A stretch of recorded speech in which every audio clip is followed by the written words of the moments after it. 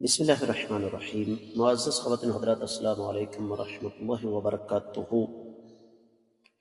وراثت کے مسائل اس وقت ہمارے ساتھ چل رہے ہیں حدیث کے سبق میں، اور آج کی حدیث اس موضوع پر ہے کہ اختلاف دین کیا وراثت کی راہ میں رکاوٹ ہے؟ یعنی مورث کا دین کچھ ہے، وارث کا دین کچھ ہے، تو کیا وہ ایک دوسرے کے وارث ہوں گے؟ مشکات المصابیح کتاب البیوع کتاب الفرائض ببل کے باب الفرائض ہے، وراثت کا باب 3064 اس کتاب میں 6 ہے باب میں۔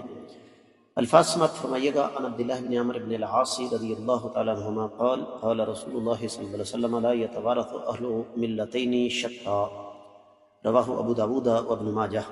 معزز خواتین و حضرات، یہ حدیث جو کہ سنن ابن ماجہ میں 2731 ہے، امام ابو داود رحمۃ اللہ علیہ اس کو کتاب الفرائض باب هل یرث المسلم الکافر 10واں باب ہے، 2911 حدیث کے تحت لے کر آئے ہیں۔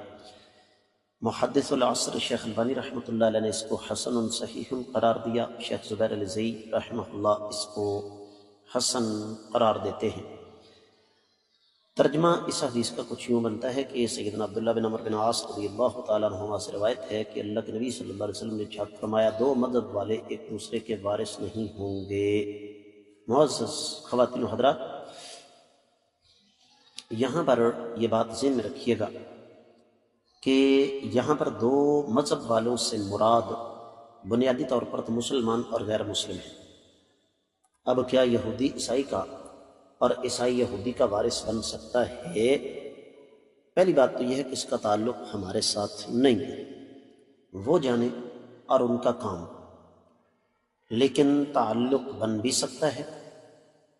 اور کیسے بن سکتا ہے کہ فرض کیجیے ایک اسلامی ملک ہے، اس میں یہودی بھی ہیں، عیسائی بھی ہیں، ذمی ہیں، تو ان میں سے کسی کا انتقال ہو جاتا ہے، تو اب کیا ایک اسلامی سلطنت میں رہتے ہوئے انہیں ایک دوسرے کا وارث بننے کی اجازت ملنی چاہیے؟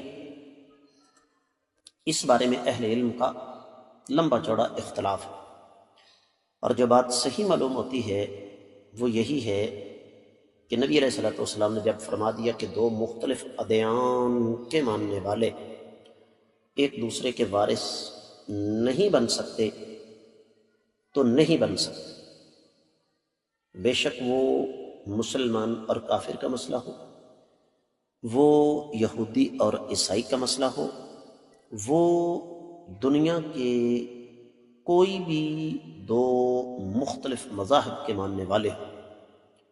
اور اس حدیث سے یہ بھی پتہ چلتا ہے کہ وراثت کا علم انتہائی زیادہ اہمیت کا حامل ہے، جس وجہ سے نبی علیہ الصلوۃ والسلام نے اس کے باریک سے باریک مسائل کو بھی ہمارے سامنے پہنچانے میں کوئی کسر نہیں چھوڑی۔